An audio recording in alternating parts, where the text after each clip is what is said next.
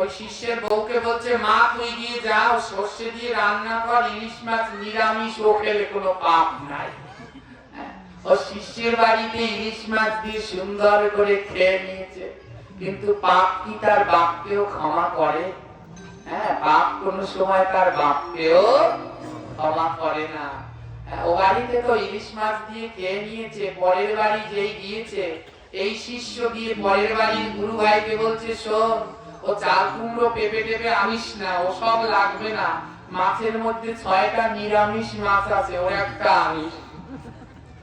আমার বাড়িতে কাল গুরুদেব নিরামিষ ইলিশ খেয়েছে, তোরা গলদা আনিস, গলদাও নিরামিষ।